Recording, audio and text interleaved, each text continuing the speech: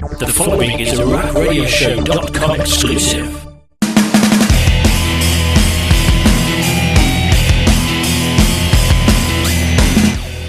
This is Kane from WWE, and you're listening to The Rack on Wild Talk Radio.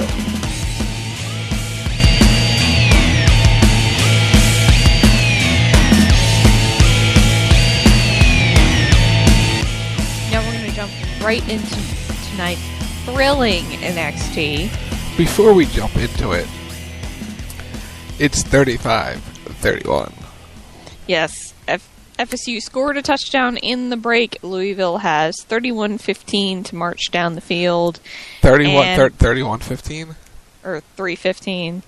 I'm being hopeful here. 31-15, that would be a lot of time. Yeah, but they have 3 minutes, 15 seconds to march downfield. They're on second down. And they're maybe going to get it. About 2 yards shy of a first down. So she talked about the thrilling edition of NXT, which featured many, many different things. But it started off with a WWE.com exclusive, where basically the question was asked, why can't you win the big one, Sami Zayn? I don't think it's so much that I can't win the big one, so much as it is that I have, admittedly lost a couple of big ones, but that's in the past.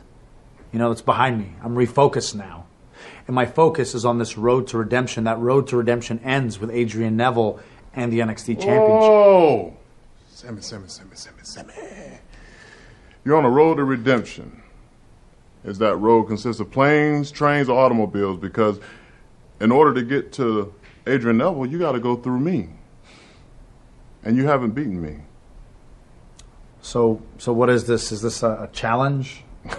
I'm not one for challenges, but I like to probably call this more of a open invitation. Open invitation. This is what I deal with. There's another roadblock on that road to redemption, but that's okay, because I'm going to run right through it. Say it. Well, crap. Right off his fingers. Yep. And that's probably the ball game unless they can pick another one. Well, they got 3 timeouts, so if they can play some good defense, they can get the ball back. Probably, yeah. So, nice way to start off the show. A little quick promo by Sami Zayn, and sets up our main event for the evening. Sami Zayn and Titus O'Neil matchup we just saw a couple weeks ago on the show. Yep, so can Sami win the big one? We'll have to see. So we opened tonight's show with a tag team battle royal featuring Murphy and Blake, Jordan and Dillinger, Cass and Enzo, the VOD Villains, and the Ascension. With the winner becoming the number one contender for the NXT Tag Team Championship. I'm very happy with the outcome of this. I'm just going to say that up front. I'm very happy with how this turned out. So the announcers posed this question: Are you to be concerned that are you concerned that the weak link of the team if you get eliminated? Are you considered the weak link, I should say, of the team if you get eliminated? If I could read my own notes, which is an interesting thing because if you get eliminated, your whole team gets eliminated. The first 2 teams eliminated were Jordan Dillinger and Murphy and Blake, and they were eliminated at the same time by the Ascension. And then we had a square off between the Ascension and Big Cass and Enzo, which was Enzo and Cass held their own for a little while against the Ascension, but eventually the Ascension threw Enzo into Cass, eliminating Cass and Enzo at the same time, which then brought out Hideo Itami. He showed up. He was out on the stage, basically distracting the Ascension, allowing the Vaudevillains to dump the Ascension to the outside, which means the new number one contenders are the Vaudevillains. Very happy about this. Very, very, very supremely happy about this. Just, yay! Fun little battle royal. They gave us some time. It was a solid battle royal. It was a nice change of pace. We don't get to see battle royals in NXT at all, so it was nice and different. It was fresh. It was. It was nice to see that it didn't go right back to the Ascension, so we're going to get a fresh feud between the Vaudevillains and the Lucha Dragons, and I'm very eager to see that match and see how Gotch and English do against them. And I liked how you had Tommy get a little bit of payback on the Ascension. Of course, you know, he got beat up for his trouble, but it was still cool to see him kind of come out and get that measure of revenge. Yeah, he did. He came out and attacked them, but the numbers caught up to him, and they double powerbombed Hideo, laying him out. Again, telling him to go back. Well, basically back where he belonged. And here's exactly what they had to say. We don't want you here at NXT. Go back home to Japan where you belong. If not, we'll send you back to Japan ourselves in a box.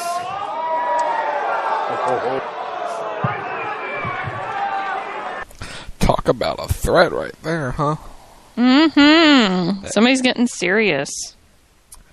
So, yeah. So, again, the feud continues there. Many people have been wondering, have they been sort of weakening Hideo with all this? What do you think?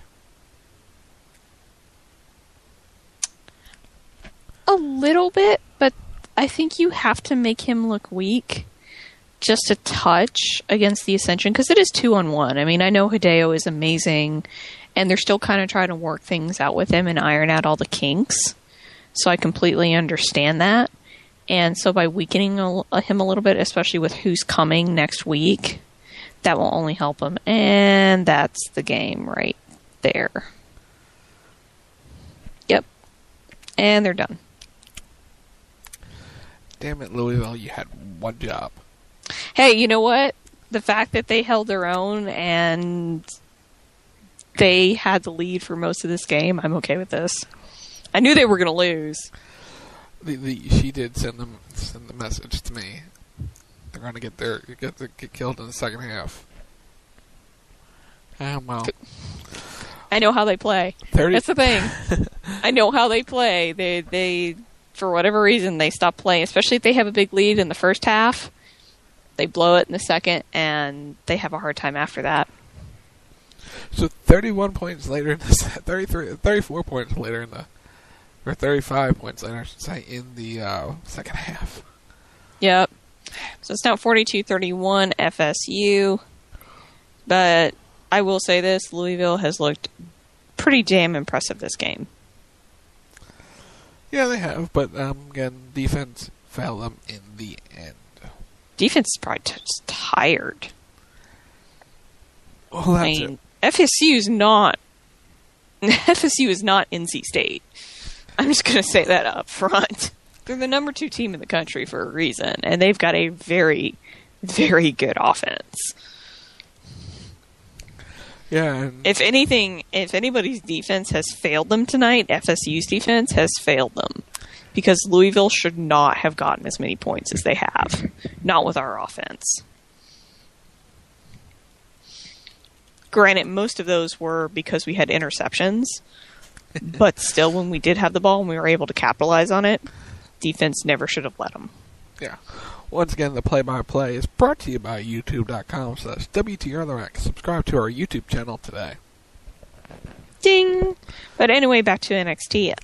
I think it's necessary, like I said, to weaken Hideo a little bit, because next week they're obviously going to bring in his Knight in Shining Armor to help him battle the Ascension, and then they will make him look stronger once he has help.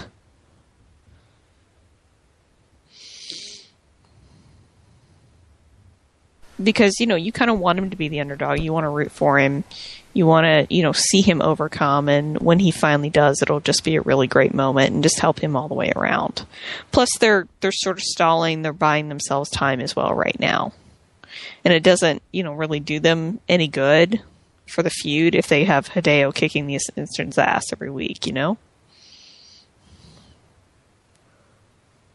I would agree with you.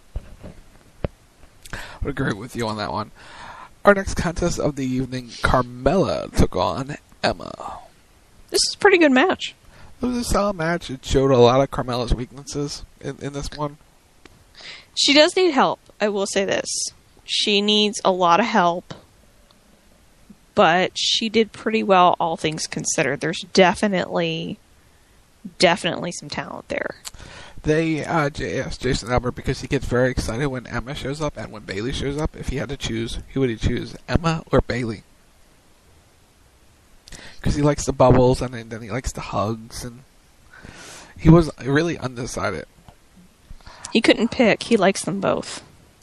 I think we would go side with Bayley. I'm just putting that one out there. Bayley's adorable. And if you don't follow her on Instagram or her Twitter, yeah, you should. Because she posted a picture of her and Lana earlier today.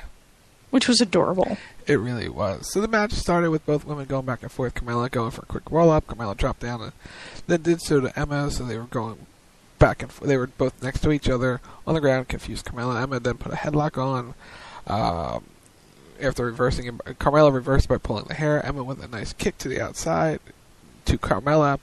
Emma charged in, but Carmella dropped her in the bottom turnbuckle. Carmella was checking her nails while she was choking on her on the rope, which led Jason Hubbard to go with the question, are they real, Renee? I had to shake my head at that. It's like, of all the stupid things to ask, it's like, really, you're going to ask if her nails are real? Like, what the hell, dude? Well, you gotta ask if they're real or fake. It's always the big question on people's minds. She's a wrestler. Of course her nails are fake.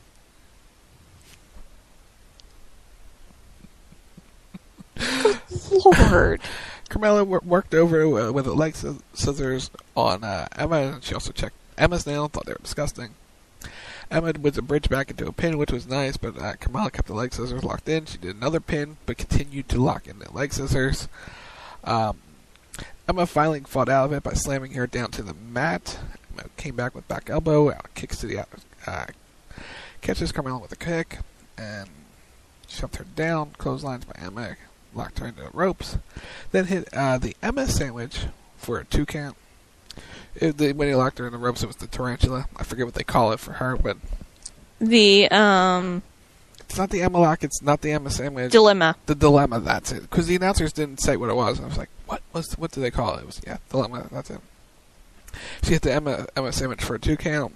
Emma then tries to go for the Emma lock. Carmella locked in her leg scissors around the neck for the win. Your winner is Carmella. Yeah, she definitely needs work, but like I said, there is talent there. There's talent, there's raw talent there, but yeah, she needs a lot of work. Yeah, okay, UFSU people, you may want to get out to your car, now. Just saying. Yeah, you might want to do that. And he throws an interception, folks. There's the game right there. 42-31 will be your final. And if you ever need some money, you always look in your couch, right? Always spare change in your couch. Okay. At least I'm not nuts by saying that. You look when somebody asks a question, look in your couch for some money. It would be there. Anyway, Justin Gabriel Bull Dempsey is our next contest, or I should say, Wyatt Lovechild was in action. Gabriel strikes with a couple kicks before getting caught. Bull then took control with shots in the corner. Gabriel fights back, goes for a crucifix pin and a sunset flip, but then got slammed in the mat. That takes boots and elbows from Bull. Gabriel tries to fight back, but gets knocked down with a big sidewalk slam for a 2 count. And then Bull mounts him and lays in right hand. Bull locks in the chokehold, with the crowd finally getting behind Gabriel, which made me wonder, didn't he turn heel about 6 weeks ago? I think so, yeah. Okay, just with Tyson Kidd, yeah. Just wanted to point that one out. Bull sent him to the ropes. Gabriel counters with a reverse DDT and a springboard moonsault for a 2 count. Gabriel counters into a reverse. Said that with Gabriel with kicks to the back of Bull. Gabriel comes off the middle rope, went for a DDT, caught, and Justin just backdrops him off of him. Dempsey then runs over him, basically just really steamrolled over him, heads to the top rope and connects with the flying headbutt for the win. Bull Dempsey is your winner. I don't like the headbutt as his finish. I just don't like him. I'm sorry. I tried to give him a chance, but I just really don't. Not a big fan of White Taz? I'm not a big fan of the White Love Child, no. I think you could do more with him. I just don't know what. Because I think just like this, it doesn't connect. It doesn't work. No, no, I don't. I'm with you. He's just... There's nothing interesting about him. There's nothing that makes you go, ooh, yay, Bull Dempsey. You know, for whatever reason, it's not like Baron Corbin, who...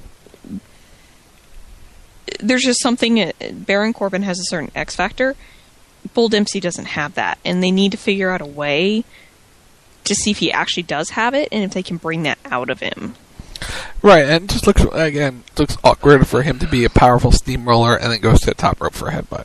It sort of came out of the Bam Bam Bigelow playbook, but I don't know. I don't think he has that type of talent. Yeah, it's not working for me.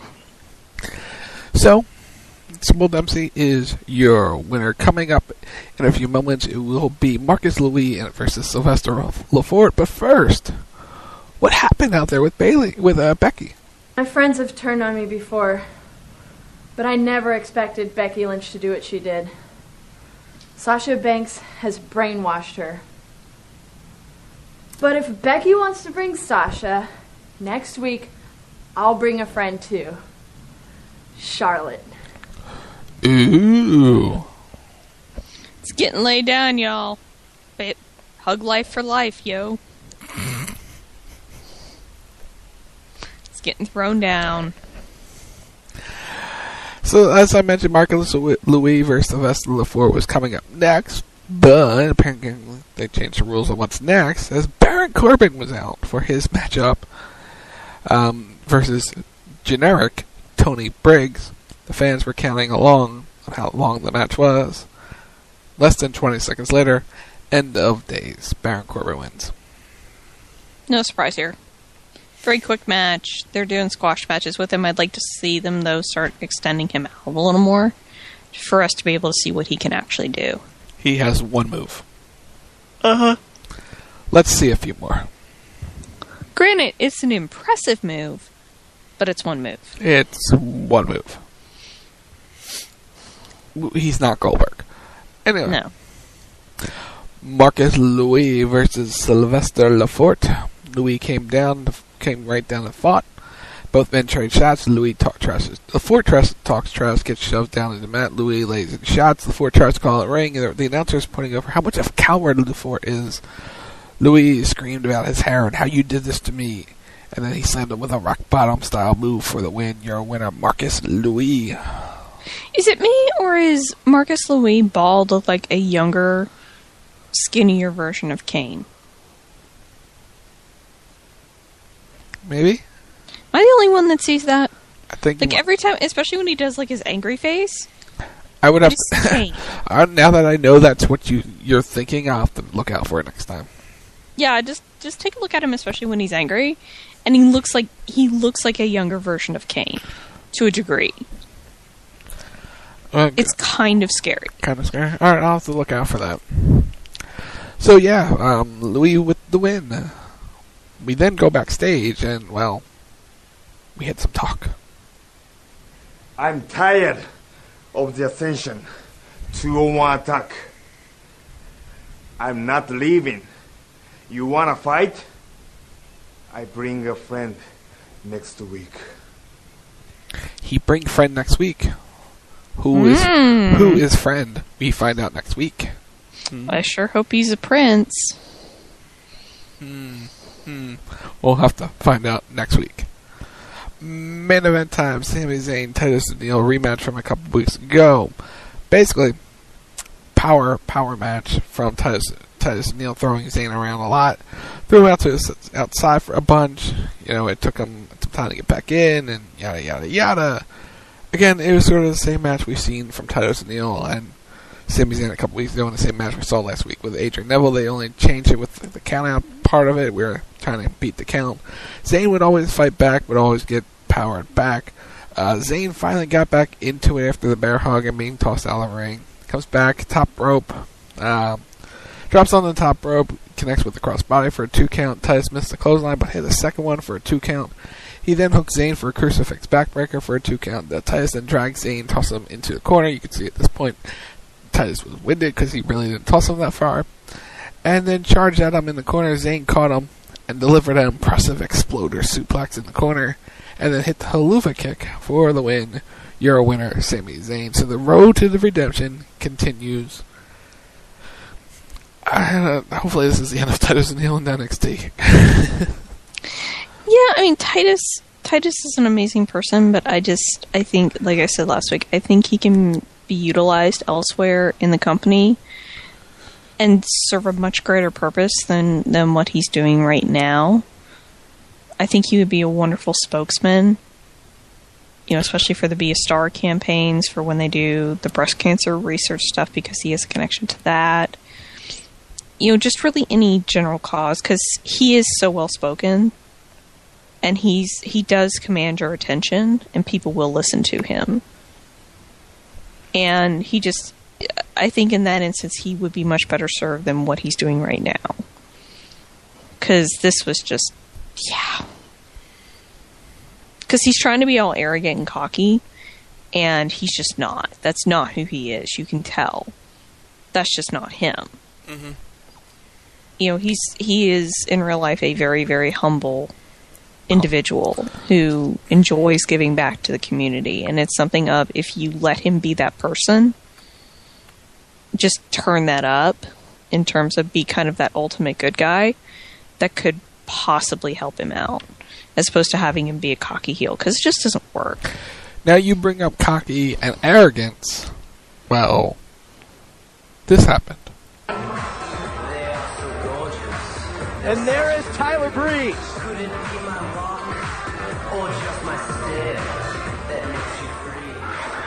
Hold on there, Sami. Do you really think that you get a title shot because you beat a couple of uggos like Tyson and Titus? It doesn't work that way.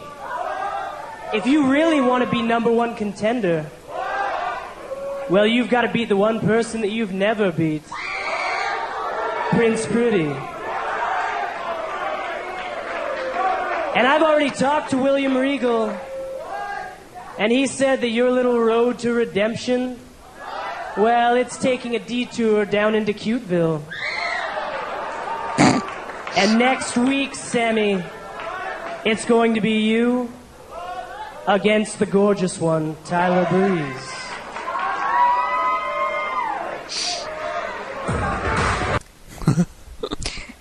Spot the fangirl in that segment. Yeah. That should be a good match. Should be a good match, and if you listen to commentary from a couple weeks ago, they kind of spoiled the ending.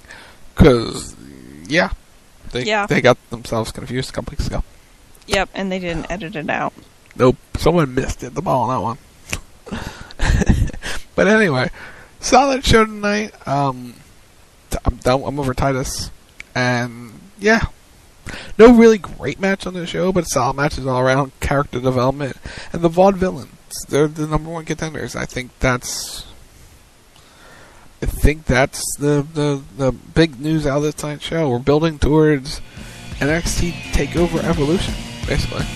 Yeah, I'm looking forward to next week and seeing how it's handled. And I want to hear how the crowd handles it, because I have a feeling they exploded.